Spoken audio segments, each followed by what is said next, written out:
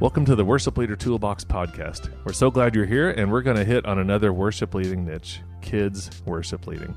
I'm joined here with Clint, Benesh, and Ava Andrews, and we've led together lots of kids' music, especially during the annual Light Kids Conference season where we gather with hundreds of grade school kids who sing their hearts out. And so for those of you who lead worship on a regular basis but don't often lead for kids, you're missing out on an important segment and opportunity in God's kingdom. And if at all possible, you need to find a way to every once in a while lead worship in a kids ministry setting. And I think there's a reason that God talks so much about kids being such a big part of the kingdom. And I believe they teach the church something about worship even now. So before we jump in here with you guys, here's four things I think kids help us learn about worship. When you're leading in a kids worship setting, it's natural, and they are humble about it because they're not concerned about what people are thinking, and it's not self-absorbed. They're not, wondering what people think of them, and it's very energetic. So not only do we want to live in a childlike faith, we want to experience this as we lead worship for kids. And so we're just going to have some informal thoughts here and discussion about our experience in leading kids worship ministry. And most of that's been specialized ministry. It's not like weekly in terms of the church, but it's a good start for talking about it. And before we do that, in case you're just joining us, we are putting together podcasts on the Worship Leader Toolbox podcast to help worship ministries around the globe be more effective, and different people on the podcast at different times. But if we could, let's just take a minute to introduce ourselves. My name's Clint Benesh, and I'm from here, Troy, Illinois area. And I'm a ministry leader at the church here in Troy, and I help out with student ministry, young adults, worship team, and then also when we're not in this quarantine time, I also preach at a little country church in a town just over. Yep, connected to our church here. Yeah, so, well, technically is our church also. Yeah. It's been kind of new though, so we never know how to describe it yet. Yeah, it's new, and also we're in quarantine, so like nothing is happening, so it's weird. But fine. All right, well, I'm Ava Andrews, and I'm from Edwardsville, Illinois. I go to SIUE studying dance performance and meteorology, and I lead worship here, and I work at a restaurant. That's me. Sounds good. And my name is Tim Price, and I serve with Harvest Ministry Team, and I'm on staff at Troy United Methodist Church here in Southern Illinois. And so it's fun to sit in the socially distanced podcast headquarters, and glad you guys are here as well. So this has been fun. So this discussion on kids worship leading. So what are the differences in leading with kids, I guess, versus regular leading and regular ministry with adults? I think we talked about this a little bit a couple episodes back, the Stage Presence podcast. I like the difference with me is like I definitely feel more energetic and I more jumpy aroundy, if that's a word, right? That's 2 words. When I'm leading worship with kids, because they're just so fun, and they look at you and they're like, yeah, let's go, let's jump and wave our hands around, and yeah, and we don't know the song, but we're gonna scream it anyway. And it's just really fun. I don't know. But then like you go to regular worship, and not that it's not fun, but they're like, yeah, it's Sunday morning and we just woke up half an hour ago. So you're saying there's a lot for the worship team based on how the congregation is responding. Yeah, you have to present yourself differently with adults.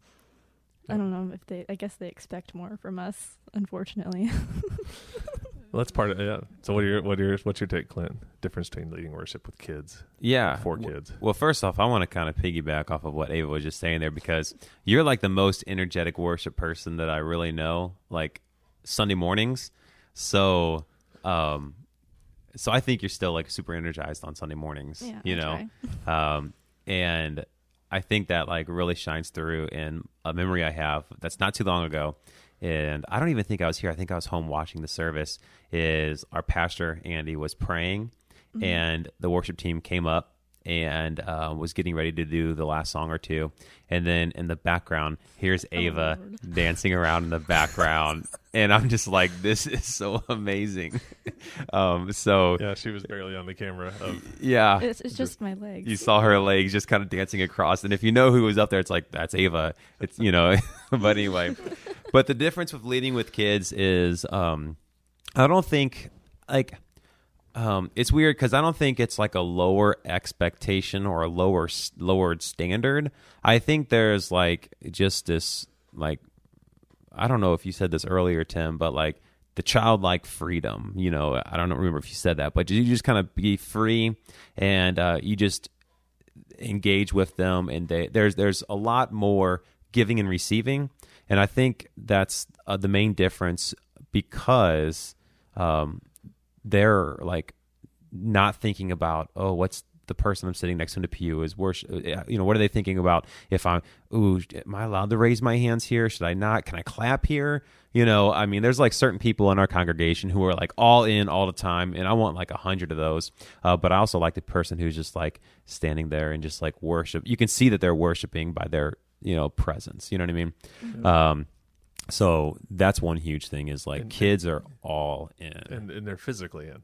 Yeah, like you don't have to tell kids stand up on this song, like they stand automatically. Yeah, and on the flip side, as soon as the song's done, they sit down. Yes, and then you start the next song, stand back up. It's hilarious. Yeah, but those are good experiences.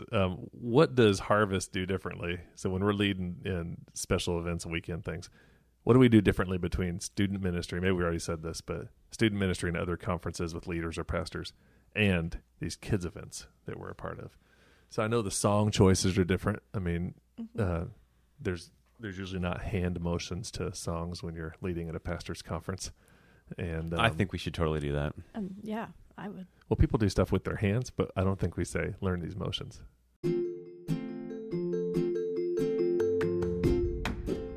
We want to invite you to share the kids' living room worship videos with your kids' ministry leaders at your church. These acoustic, interactive worship sets are available at harvestministryteams.com.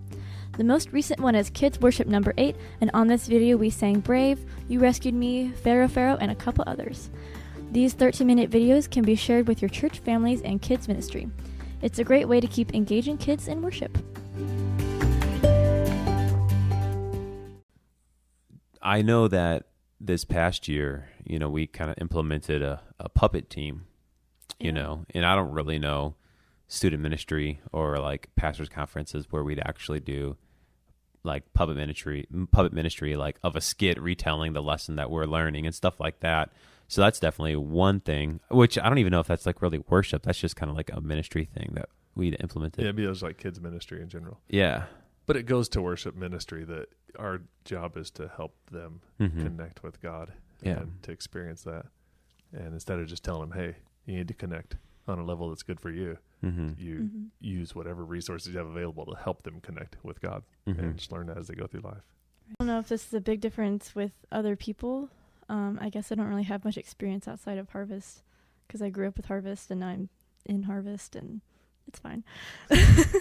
Anyway, I just noticed that like we do a lot of transitional things when we have Harvest conferences, especially with kids conferences. We have a lot of like games, and then we do a lot of like our own songs or your songs. I don't know, and I think that's cool. I remember my first kids conference that I was a part of. I was up there standing, I was playing guitar, and then all of a sudden Tim is like, hey, we're going to do this song. Come up here in a few seconds and just jump off your guitar and, do these motions. And it was like, I don't even know, but I just remember like the brush song, whatever that's. The butterfly song. The what? Yeah. The butterfly song. The butterfly song. And there's like these like walking around motions, and all of a sudden and like at this time, I'm just like so uncomfortable because I'm not like a upfront person like doing that kind of stuff. But all of a sudden I was thrusted into it, and like I felt so uncomfortable, but also like it was fun. But I felt uncomfortable because if you've ever seen people at like weddings doing the electric slide, you know the guy who's doing it for the first time, right? You can see them, and like he doesn't know the steps. That was me up there with the steps, and it was so awkward because I'm like looking over my shoulder when I'm all of a sudden in front trying to like lead or whatever. But I think it's just kind of like go with the flow, be free, and just kind of have silly fun with it. Yeah, and that, I mean, there's a weird little line that you can almost just go up there and do anything, and we've done that a lot. Mm-hmm. It's not that you want to do that, and we do plan, and sometimes most often when Harvest is in front of kids, our worship team pulls together, and we get in front of a group of 100, 200 kids, they respond to everything. I mean, it's like the Lord has sort of opened this door to where almost every single song we show them, they're singing it within minutes, and they're singing it loudly. And almost every little goofy thing we do to introduce a song, or, I mean, last year we did, and this isn't really worship related, but it's relational ministry related, and we did baseball cards for the whole worship team, and everybody had their own card with a little bio on the back, favorite scripture, favorite ice cream, all that stuff, and we were signing cards all day long to these kids who were just so glad to like know us. And so it's just interesting the kind of connection that can be had whenever you're focused on that. So sometimes people have come and said, how do you guys do that? And it's not like you, in special worship ministry with kids, it's not like you put together every bit of the production or every piece of the puzzle, but it's more like we've been practicing that for years. And we just have all these little arrows in the quiver, and we pull them out when we're in front of kids. And so, and there is a difference. When we're at high school conferences, there's certain times and places where all of a sudden a motion song will appear, largely because Harvest has done music at events for 25 years. And so you'll have a senior in high school there, like being nostalgic, wanting to sing Pharaoh, Pharaoh, because it brings back memories of fourth grade. And every once in a while we'll do that just because it helps. And so I don't think we're ever beneath doing a song, like if it's going to help a group sort of connect. And so that's pretty cool. What about motions as we continue on here? We know they work, but why do you think motions work? Well, I mean, they definitely help you remember the song. I don't know. Like, talk about Pharaoh, Pharaoh. Like, that's just a fun song to do. Of course, if you're talking to a dancer, I do motions all the time, I guess, in a sense. But I don't know. I always loved doing motions when I was little. The butterfly dance was like my favorite thing at Bible camp. I don't know. I just loved it. But yep, and it seems like you get into a herd mentality a little bit, where if everybody's doing motions, you can't not do them. Right. And so most kids will just do them, even if they're not. I was never a motion kid, so I kind of feel bad sometimes. Yeah. I'm just making kids do motions every day of my life. Yeah. I think with emotions, you kind of said it right there, is that it pulls everybody into worship. You know, I would like, I mean, just by my story about doing the butterfly song, like I was never like really like emotions kind of a guy, you know, like if I was into a song, you know, I'm okay with raising my hands, but like when it came to motions, I was always the kid who was like kind of sitting off to the side, and like all of a sudden now I have to do these motions. And like at first I'd be like, oh, come on, Harvest. And so thinking back when I was a kid, you know, and I do these motions, but then all of a sudden, like after the first song, like I'm in it, I'm having fun, and now I'm connected to like what the group is doing, and I'm like focused in on the song. So even though like some of them are like silly little motions, it helps pull everybody into worship together, unified. And really, as worship leaders, that's what we're supposed to be doing. So like, you know, and it's meeting them where they're at, like taking kids where they're at and helping them move forward. Yeah. And so me and Clint, we're usually playing guitar, so we don't very often get to do many motions unless it's a song without guitars, like He's My Rock, and that's about it. Yeah. And but Ava is great at motions, and another person that's also legendary at motions is Emily Lynn. Oh, yeah. And so she knows them all, she's done them all, and so we're gonna see if we can get Emily to chime in here a little bit and have her share. Are you calling her? I'm going to call her, yeah. Does she know this? No. Oh, this is awesome.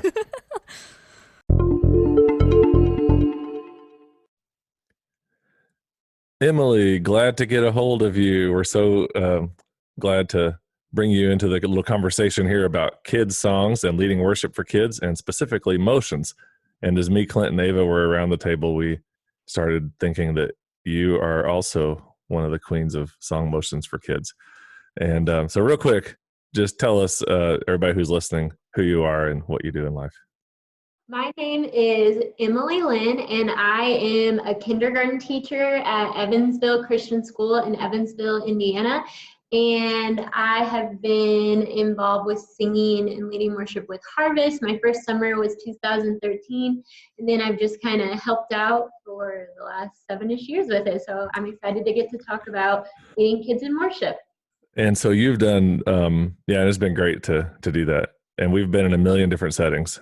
Yes. Like hours and hours and hours. I wish we would have logged it. It would be an amazing story. But it would be, yes. Literally thousands of kids and hours upon hours of leading music for kids and students and adults. So yes. I think the first summer of Harvest, I signed your book in your house 34 times. In our house we have a guest book. Yes. 34 times. That's neat. Well, we a lot of times do songs with motion so that we can engage kids. And Harvest is an interesting, unique thing because we have so many different age ranges. But specifically on kids today, what is just your initial words about leading motions? What does it do? How does it help? What do you think about when you're getting kids to be active in worship like that? As a kindergarten teacher, one of the big things that I am always looking for is how to engage students. And I have learned through teaching, when you can put a motion or like a kinesthetic movement with whatever you're teaching, it really helps them to stay focused and also to help them take to heart what you're learning. And I think the same goes for worship. When you can engage kids and invite them into motions when they're doing worship, it helps them to piece together and take to heart the words that they're singing. And it also then, when they are outside of a church setting or a camp setting, they can kind of recall, if they start doing those motions, then the words come back to them. And that's just another way for them to just hide God's word in their heart and pull it out throughout their life. Yeah, that's good. You answered all my questions. Good. What do you think kids, it always seems like kids follow you no matter what. What do you think the connection is?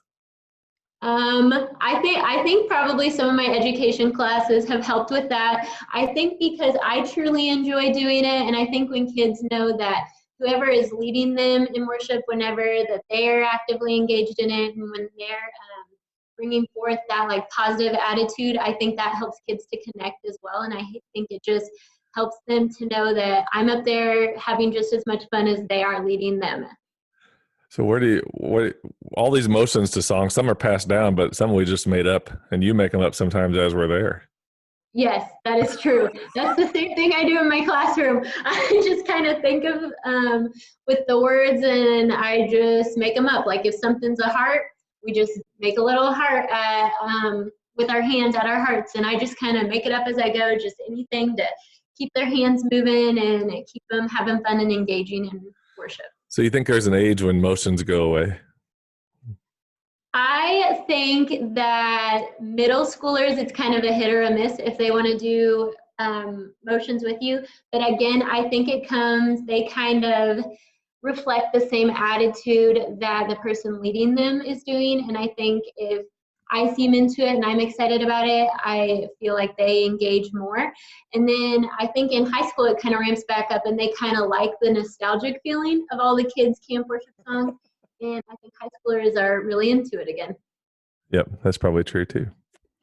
All right, well, that's great. Well, I appreciate you jumping on here with us, and we'll get back to our little round table here with Clint and Ava and Emily Lynn from Evansville, Indiana. All right, thanks for having me. Oh, yeah. Talk to you later. All right, see ya.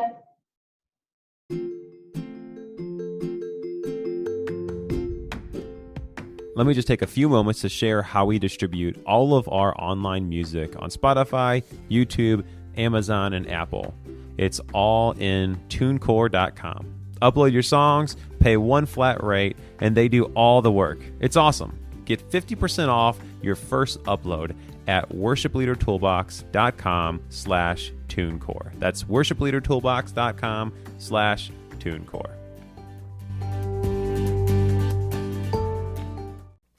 All right, so here's one last little thought here as we wind down this podcast.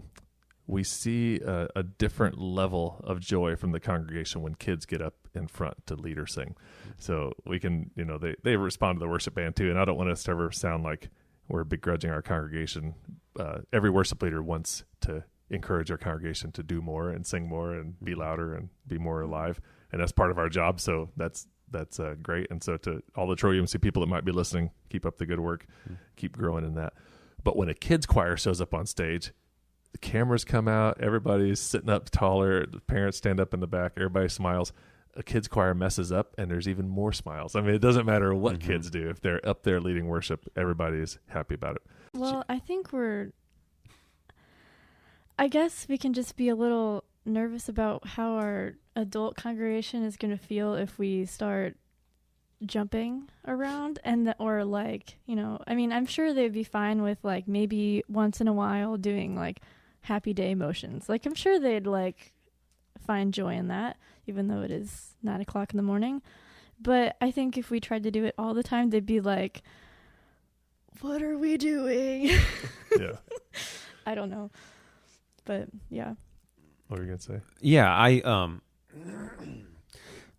so coming from like a youth ministry background and doing like that kind of stuff with Harvest and Tim, there's a great book called Growing Young, and really it's about like re-implementing like students and children back into, quote unquote, big church.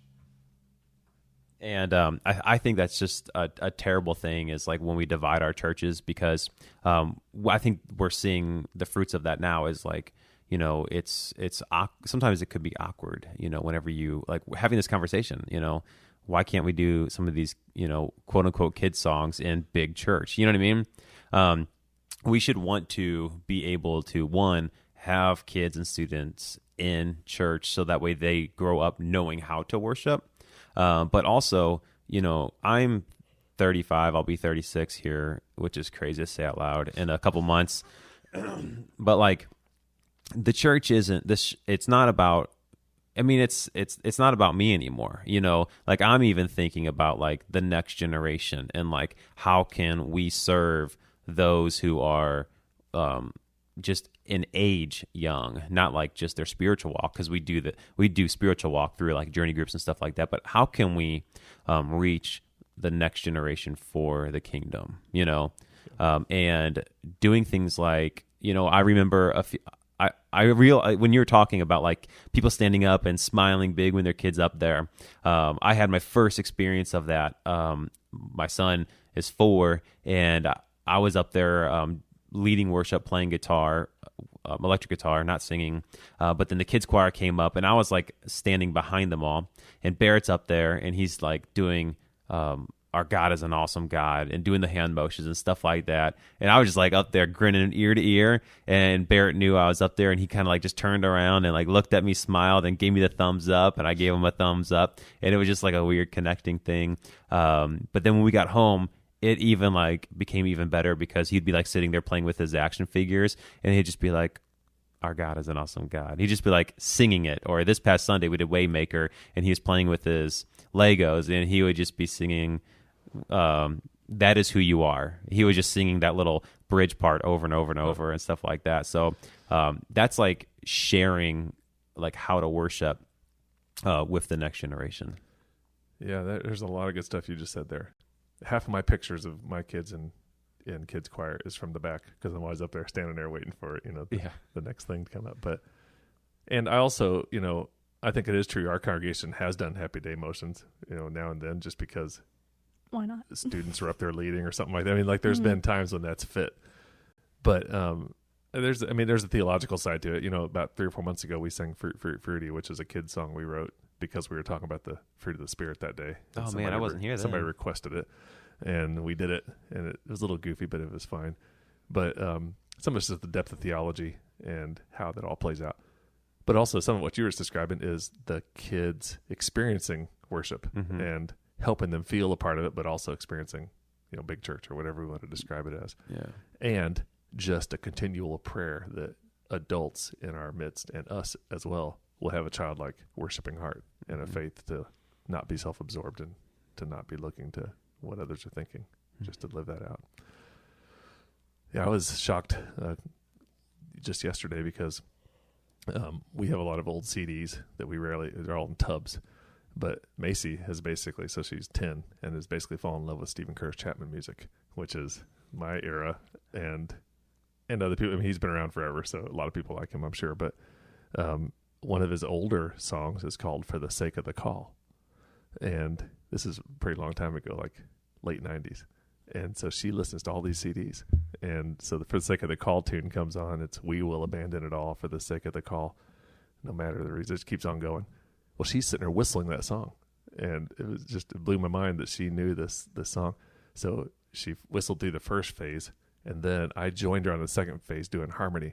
And then she was wiping off the table, and she just looks over at me, and she was like shell shocked because she had no idea that I would know this song. I'm like, I listened to that song all through college. I mean, that was an awesome message to just know. So,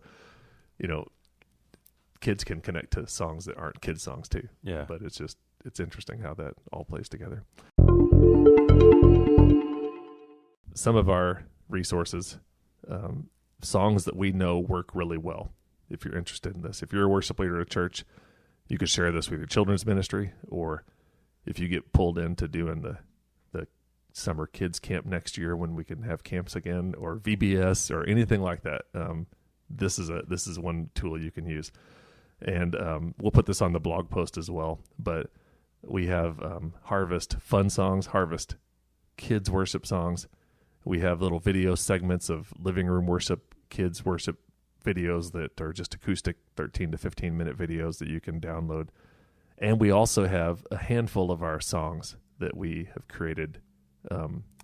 You can download the chords and the videos and the tutorials, and you can just use those in your ministry. So each of those is a tool that we invite you to check out, and it'll be on the show notes and in the blog post link as well. And thank you guys for being a part of this, thinking about kids worship ministry. Any other thoughts you have as we wind down? I think that's great. Yeah, ditto. Thanks again for listening to the Worship Leader Toolbox podcast. We'd love to have your partnership with us on this new podcast adventure by subscribing and also by giving us a 5-star rating. We invite you to share this page of the podcast with others in your church and especially your worship team. Be sure to connect with us in our blog at worshipleadertoolbox.com and with the Facebook page, facebook.com/worshipleadertoolbox.